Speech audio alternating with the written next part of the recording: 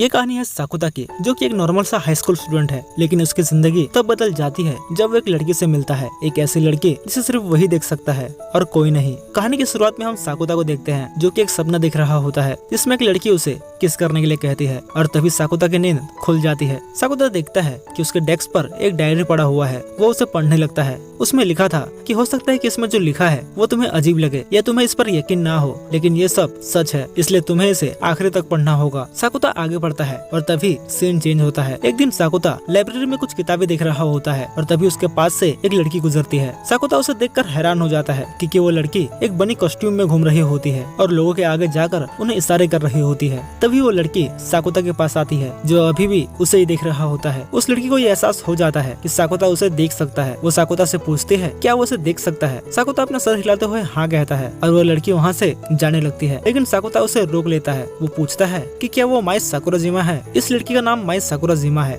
जो कि एक फेमस एक्ट्रेस होने के साथ ही साथ साकुता के सीनियर भी है, यानी साकुता और माई एक ही स्कूल में पढ़ते हैं। साकुता खुद को इंट्रोड्यूस करता है और वहीं माई उससे कहती है कि आज यहाँ उसने जो कुछ भी देखा है वो उसके बारे में भूल जाए। इतना कहकर वो वहाँ से चली जाती है। अगले दिन साकुता अपने दोस्त कुनिमी के साथ स्कूल जा रहा होता है और तभी उसकी नजर माई पर पड़ती है। वो कुनिमी से पूछता है कि क्या वो माई सेनपाई को देख सकता है। कुनिमी हाँ कहता है। फिर दोनों माई के बारे में बात करने लगते हैं कि कैसे वो एक फेमस एक्ट्रेस है जो टीवी शोज और कमर्शियल वगैरह में काम करती है, लेकिन फिलहाल वो हाइटस पर है। साकुता सोचने लगता है कि माई सेनपाई इतने फेमस है, फिर वो हमेशा अकेली ही क्यों रहती है। लंच ब्रेक के दौरान भी साकुता माई के बारे में सोच रहा होता है, लेकिन तभी वहाँ उसके दोस्त कुनिमी की गर्लफ्रेंड उसके पास आती है। वो साकुता से अपने बॉयफ्रेंड से दूर रहने के लिए कहती है। साकुता पूछता है कि तुम इतने गुस्से में क्यों हो, क्या तुम्हारे पीरियड चल रहे हैं। ये सुनते ही कुनिमी की गर्लफ्रेंड साकुता को गालियां बकते हुए गुस्से में वहाँ से चली जाती है। स्कूल खत्म होने के बाद साकुता अपने घर जा रहा होता है और उसे स्टेशन पर माई दिखाई देती है। साथ ही वो देखता है कि एक लड़का माई की तस्वीरें ले रहा है।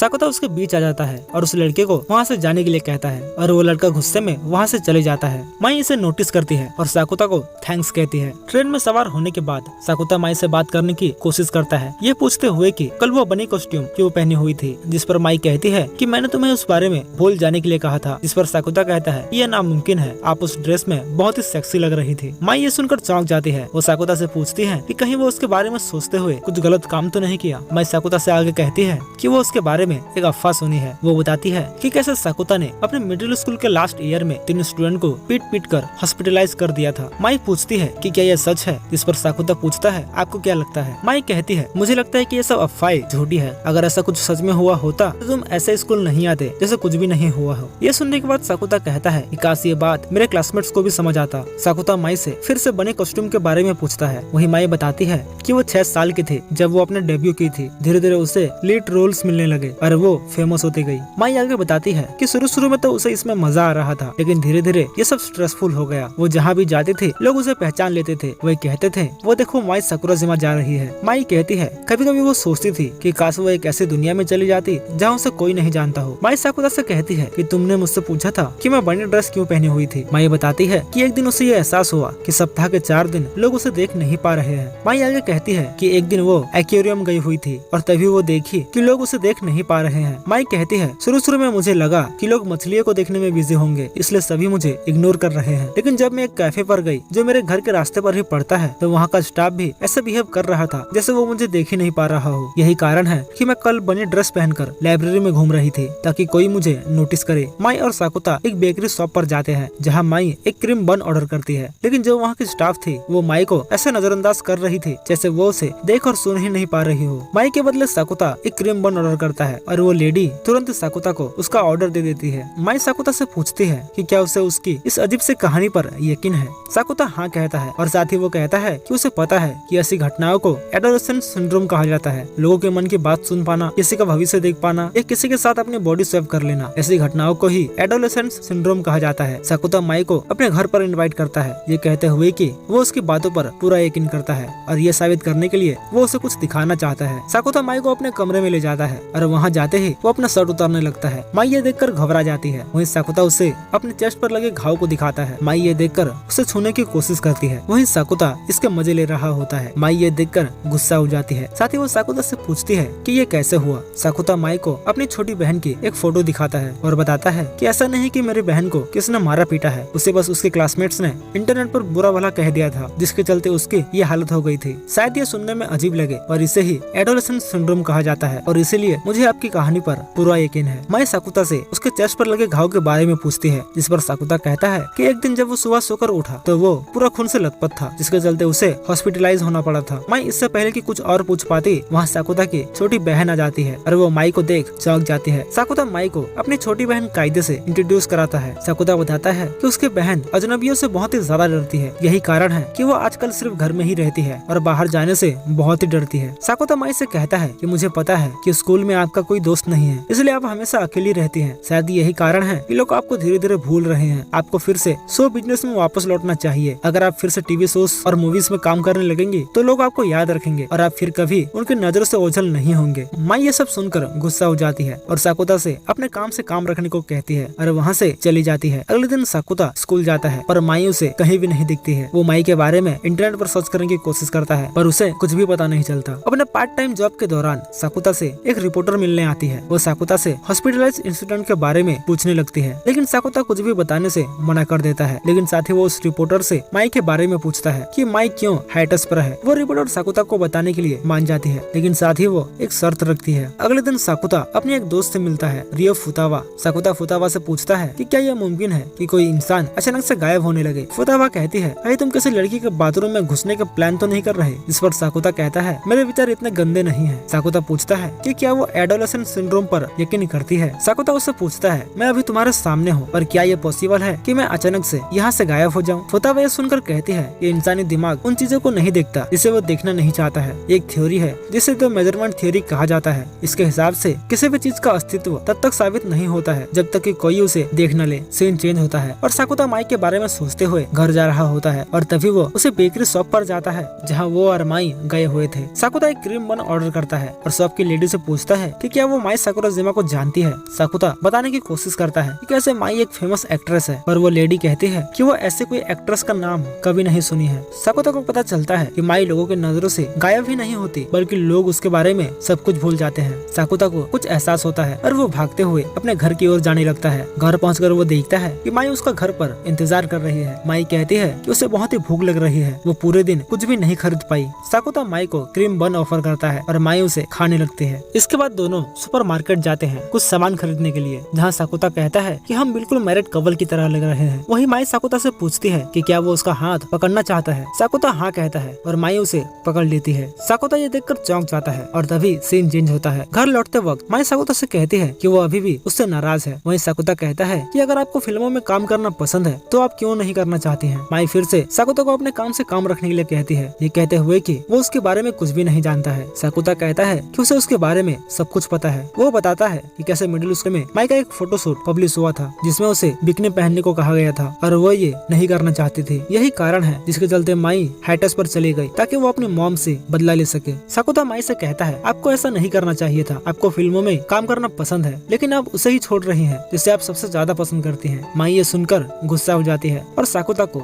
एक चाटा लगा देती है। माई बताती है कि वो तब बहुत ही छोटी थी वो सब पहनने के लिए, लेकिन जब वो स्टूडियो पहुंची तो एक बिकनी उसका इंतजार कर रहा था। उससे कहा गया कि वो कॉन्ट्रैक्ट साइन कर चुकी है और अब इसके लिए मना नहीं कर सकती है। उसकी मॉम को सिर्फ पैसों से मतलब था, इसलिए वो कुछ भी नहीं बोली। साकुता माई को फिर से फिल्मों में काम करने के लिए प्रोत्साहित करता है। वही माई साकुता से पूछती है कि उसे उसके बारे में इतना कुछ कैसे पता चला। थोड़ा जोर देने पर साकुता माई को सब बता देता है कि कैसे वो एक रिपोर्टर से डील किया है, कि कैसे वो माई के हाइटस के बारे में जानना चाहता था और बदले में वो उस रिपोर्टर को उसके और उसकी बहन के इंसिडेंट के बारे में सब बता दिया। ये सुनने के बाद माई तुरंत ही उस रिपोर्टर का नंबर मांगती है और उससे बात करती है। माई उस रिपोर्टर से एक डील करती है। वो उस रिपोर्टर को एक एक्सक्लूसिव न्यूज देती है। माई कहती है कि वो शो बिजनेस में वापस लौट रही है। माई उस रिपोर्टर से एक रिक्वेस्ट करती है कि वो साकुता के बारे में न्यूज में कुछ भी ना दिखाए, बदले में वो उसके मीडिया आउटलेट्स को एक एक्सक्लूसिव इंटरव्यू देने का प्रॉमिस करती है। दोनों घर पहुंच जाते हैं। वहीं साकुता ये देखकर हैरान हो जाता है कि माई उसके पड़ोस में ही रहती है। घर जाने से पहले दोनों कल डेट पर जाने का फैसला करते हैं। वहीं माई साकुता से कहती है कि अगर वो एक सेकंड भी लेट हुआ तो वो डेट कैंसिल कर देगी। अगले दिन साकुता डेट पर जाने को लेकर बहुत ही खुश था। वो तैयार होकर माई से मिलने के लिए निकल पड़ता है। रास्ते में साकुता को छोटी बच्ची रोती हुई दिखाई देती है। वो उसके पास जाता है और वो बच्ची बताती है कि उसकी मॉम गुम हो गई है। साकुता उस बच्ची की मदद करने का फैसला करता है, लेकिन तभी पीछे से उसके उसके पिछवाड़े पर एक जोरों की लात पड़ती है, जिससे साकुता नीचे गिर जाता है। हम देखते हैं कि एक लड़की साकुता को ठरकी कहने लगती है। उसे लगता है कि साकुता उस छोटी बच्ची को परेशान कर रहा है। साकुता कहता है कि वो ठरकी वर्की नहीं है, वो तो बस उस बच्ची की मदद कर रहा था। वो लड़की उस छोटी बच्ची से पूछती है कि क्या ये सच है, और वो बच्ची हाँ कहती है। साकुता उस लड़की से कहता है कि तुमने मुझे इतना जोर से मारा कि मेरा पिछवाड़ा 2 हिस्सों में बट गया। वो लड़की ये सुनकर चौंक जाती है, पर जल्दी उसे ये एहसास हो जाता है कि पिछवाड़ा 2 हिस्सों में ही होता है। वो लड़की कहती है अगर वो चाहे तो वो भी उसे मार सकता है। साकुता बिना किसी झिझक के उस लड़की के पिछवाड़े पर एक जोरदार किक मारता है और तभी वहाँ पुलिस आ जाती है। खैर पुलिस दोनों को लेक्चर देकर छोड़ देती है और साकुता भागते हुए माई से मिलने जाता है, लेकिन जब वो वहाँ पहुँचता है तो माई उसे कहीं नहीं मिलती है। साकुता को लगता है कि माई घर वापस चली गई, लेकिन तभी वहाँ माई आ जाती है और कहती है कि वो पिछले 1.5 घंटे से उसका इंतजार कर रही है। साकुता माई को देखकर खुश हो जाता है। दोनों ट्रेन में सवार होकर कुरोकामा शहर जाने लगते हैं। साकुता माई से देरी से आने के लिए माफी मांगता है और माई को इसके पीछे का कारण भी बता देता है। माई साकुता से पूछती है कि वो उसके साथ क्यों है। अक्सर लोग ऐसी लड़की से दूर भागते हैं जो उनके लिए मुसीबत खड़ी करती है। साकुता कहता है कि मुसीबत में ही असली इंसान की पहचान होती है, लेकिन अगर कोई साथी ना हो तो चीजें बहुत ही मुश्किल हो जाती है। जब मेरी बहन को एडोलेसेंट सिंड्रोम हुआ था तब किसी ने भी हमारा साथ नहीं दिया। कायदे के साथ जो कुछ भी हो रहा था उसे देखकर मॉम अपनी मानसिक स्थिति खो बैठी और डैड उन्हें संभालने में बिजी हो गए। केवल एक ही व्यक्ति था जिसने मेरी बातों पर भरोसा किया और उस मुश्किल घड़ी में मेरे साथ रहा। माई साकुता से पूछती है कि क्या वो कोई लड़की थी। साकुता हाँ कहता है। माई इससे नाराज हो जाती है और वो ट्रेन से नीचे उतर जाती है। इतने में हमें एक फ्लैशबैक दिखाया जाता है जहाँ हम साकुता को समुद्र के किनारे बैठे देखते हैं और तभी वहाँ एक लड़की आती है। वो लड़की अपना नाम सोको माकिनो हारा बताती है और वो साकुता से बात करने लगती है। बैक इन द प्रेजेंट हम माई और साकुता को देखते हैं। साकुता माई को सोको के बारे में बता रहा होता है कि कैसे वो लड़की भी उसी स्कूल में पढ़ती है जिसमें वो और माई पढ़ते हैं। साकुता आगे बताता है कि वो पूरा स्कूल छान मारा, लेकिन उसे सोको माकिनोहारा नाम की एक भी स्टूडेंट नहीं मिली। साकुता कहता है कि उसे खुद पर पूरा यकीन है कि वो किसी सोको नाम की लड़की से जरूर मिला था जो उसकी मुश्किल घड़ी में उसके साथ खड़ी थी। माई साकुता से पूछती है कि क्या वो उस लड़की से प्यार करता है। साकुता हाँ कहता है। माई ये सुनकर साकुता को ताना मारने लगती है कि कैसे वो दूसरी लड़की से प्यार करता है और उसके साथ डेट पर आया है। तभी हम देखते हैं कि वहाँ एक औरत आती है। ये औरत माई सान की मॉम है और उनकी मैनेजर भी। माई बताती है कि वही उन्हें यहाँ बुलाई है ताकि वे कुछ जरूरी बात कर सके। माई बताती है कि वो अब एक दूसरे एजेंसी के साथ काम करना चाहती है और इसी सिलसिले में उनसे बात करना चाहती है। माई अपनी मॉम से बात करने के लिए जाती है, लेकिन उसकी मॉम माई को नजरअंदाज कर देती है। माई और साकुता ये देखकर हैरान हो जाते हैं। माई की मॉम साकुता से बात करने लगती है। वो पूछती है क्या वो उसे यहाँ बुलाया है। साकुता उन्हें माई के बारे में बताता है कि कैसे वो उससे बात करना चाहती है, लेकिन माई की मॉम को कुछ भी समझ नहीं आता और वो कहते हैं कि वो किसी माई को नहीं जानती है। साकुता ये सुनकर गुस्सा हो जाता है और चिल्लाते हुए कहता है कि तुम अपनी ही बेटी को कैसे भूल सकती हो, जिस पर वो कहती है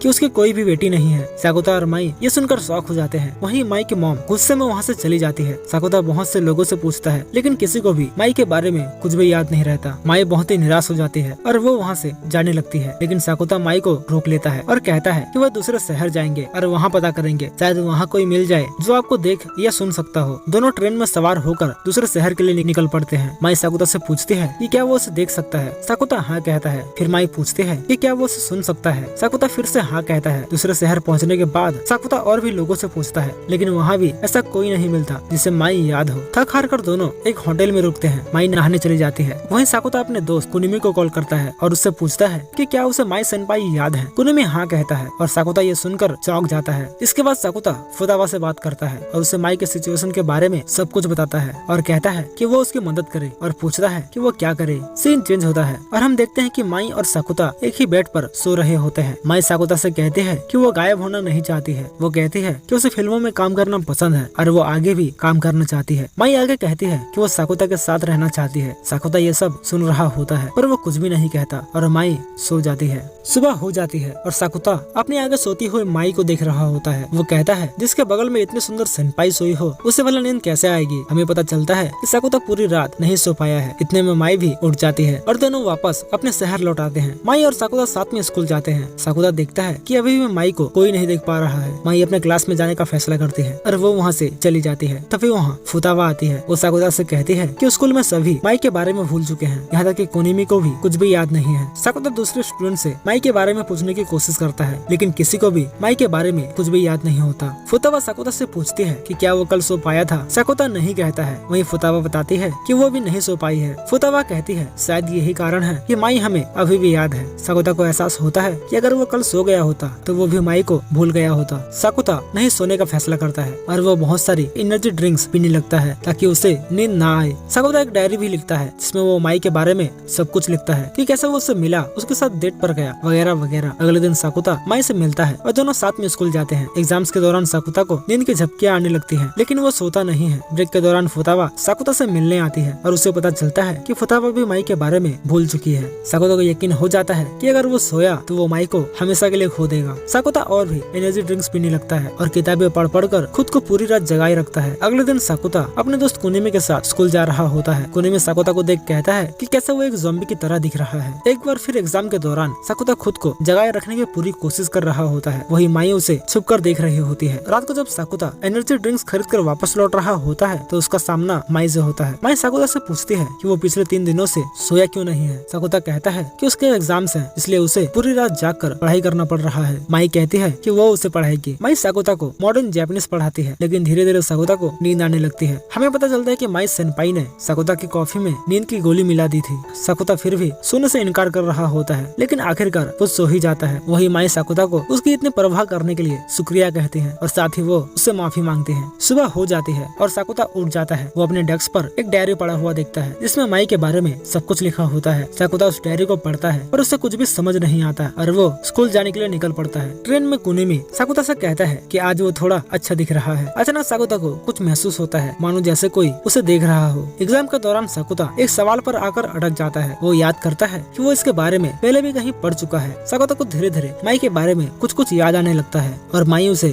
याद आ जाती है। साकुता तुरंत ही स्कूल ग्राउंड की ओर भागता है। वो फैसला करता है कि अब वो पूरी दुनिया को माई की याद दिलाएगा और शुरुआत अपने ही स्कूल से करेगा। साकुता एक गहरी सांस लेता है और पूरे स्कूल के सामने माई के लिए अपने प्यार का इजहार करता है, लेकिन सभी उसके बातों को नजरअंदाज कर रहे होते हैं। साकुता जोरों से चिल्लाते हुए अपना लव कन्फेस करता है। वो कहता है कि वो माई सेनपाई का हाथ पकड़ना चाहता है, वो उनके साथ डेट पर जाना चाहता है, वो उन्हें एक बार फिर से बड़ी ड्रेस में देखना चाहता है, वो उन्हें किस करना चाहता है। साकुता कहता है कि वो माई से बहुत बहुत बहुत ज्यादा प्यार करता है। सभी स्टूडेंट्स ये सब सुनकर साकुता को देखने लगते हैं और तभी हम माई को देखते हैं। वो साकुता से कहते हैं कि वो उसे सुन सकती है, इसलिए उसे ऐसे चिल्लाने की कोई जरूरत नहीं है। साकुता हैरानी से माई की ओर देखता है और उसे अपने सामने देखकर वो खुश हो जाता है। साकुता कहता है कि मेरे पास यही एक मौका था पूरी दुनिया को बताने का कि मैं आपसे कितना प्यार करता हूँ। माई भागते हुए साकुता के पास आती है, जो सोच रहा होता है कि वो अब गले मिलेंगे, लेकिन माई उसे एक चाटा लगा देती है और कहती है कि तुमने कहा था कि तुम मुझे कभी नहीं भूलोगे। साकुता माई से माफी मांगता है। वही माई पूछती है कि क्या वो सच में उससे प्यार करता है, जिस पर साकुता कहता है कि वो उससे बहुत प्यार करता है। सभी ये देखकर शॉक हो जाते हैं और वो सोचने लगते हैं कि माई और साकुता के बीच क्या रिलेशन है। और इसी के साथ एक बार फिर से माई साकुराजिमा इस दुनिया में वापस आ जाती हैं। तो दोस्तों, आपको ये वीडियो कैसी लगी नीचे कमेंट में जरूर बताइएगा। अगर वीडियो पसंद आई तो इसे एक लाइक करके अपने दोस्तों के साथ शेयर जरूर से करिएगा और इस एनिमे का एपिसोड 2 देखने के लिए हमारे चैनल को सब्सक्राइब करके बेल आइकन को ऑल पे जरूर सेट करिएगा। तो मिलते हैं आपसे अगले एपिसोड में, तब तक के लिए धन्यवाद।